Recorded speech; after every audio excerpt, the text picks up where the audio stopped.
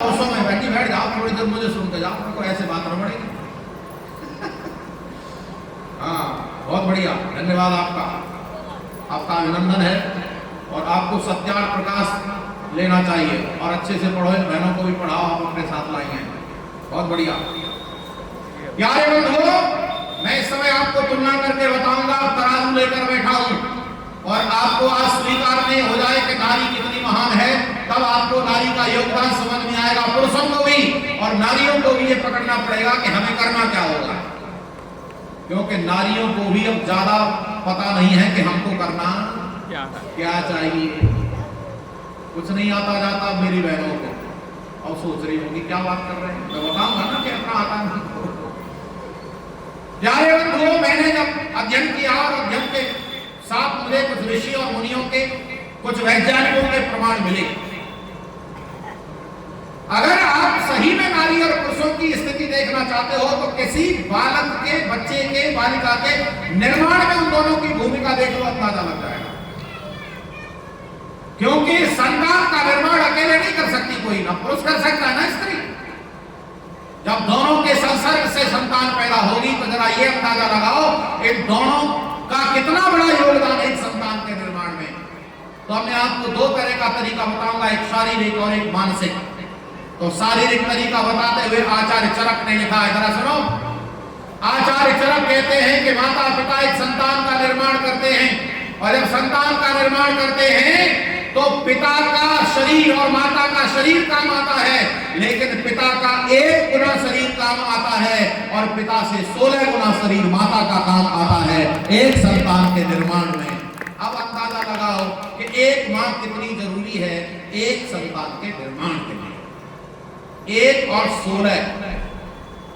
अब आपके मन में प्रश्न आ रहा होगा कि ये गणित लगाया कैसे? तो हमने आचार्य चरक को पूछा, जी आचार्य जी आपने लगाया कैसे गणित बताओ?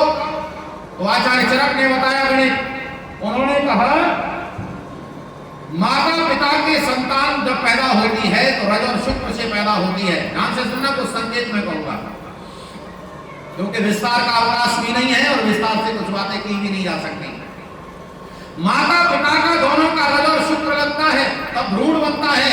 भ्रूण के बनने में जो मटेरियल काम आता है वो माता पिता का 1-1 महीने के भोजन से बनता है, जिससे रज और शुक्र कहते हैं। जरा ध्यान से सुनना, हम भोजन करते हैं, भोजन का रस बनता है, रस में से रक्त बनता है, रक्त में से मांस बनता है, मांस में से मेद बनता है, मेद में से हड्डियां बनती हैं, हड्डियों में से मज्जा बनता है, मज्जा में से रज और शुक्र बनता है, जिससे संतान का शरीर बनता है। हम 1 महीने तक लगातार भोजन करते हैं, उसका जितना रज शुक्र बनता है उससे संतान का शरीर बनता है, अर्थात 1-1 महीना काम आ गया। लेकिन मां उससे बच्चे को 9 महीने तक गर्भ में रखती है। और आपको पता है जब बच्चा भ्रूण तैयार होता है तो सरसों के दाने जैसा होता है, लेकिन जब पैदा होता है तो 4-5 पाउंड का पैदा होता है। आपको अंदाजा भी है कि उसमें मटेरियल कहां से आया? तो मां के शरीर से उसमें कुछ भाग जाता रहता है और वह भाग भोजन से जाता है। मां भोजन करती है, उसका एक हिस्सा बच्चे के शरीर में जाता रहता है। 9 महीने तक मां अपने शरीर से बच्चे को पोषित करती है।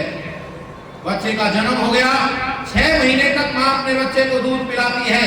अब बताओ 1, 9 और 6 कितना हो गया? 16। अरे जोर से बोलो भाई। 16।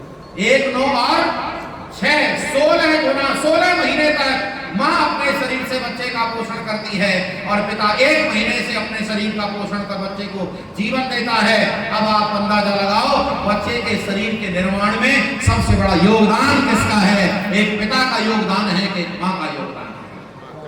हाँ, अब तो सन्नाटा सा छा गया, तो शांति से सुन रहे, नहीं तो कोलाहल कर रहे कि नहीं हम बड़े के हम बड़े। सुनो, एक बात और सुन लो, फिर 2 बातें बताकर विराम कर देंगे, फिर आप भजन सुनना, उपदेश सुनना और भी कार्यक्रम है। प्यारे बंधुओं, हमने महाराज मनु से पूछा, महाराज आप बताओ नारियों के विषय में। तो उन्होंने नारियों के विषय में अलग लिखा है और माता के विषय में अलग लिखा है। तो हमने जब माता के विषय में पढ़ा, बहुत अच्छा, बहुत बढ़िया।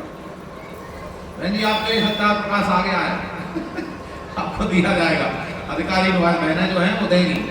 मैं बस 5-7 मिनट चर्चा करूंगा, फिर बहन जी का सम्मान करेंगे, फिर आगे सुनाएंगे। सुनो,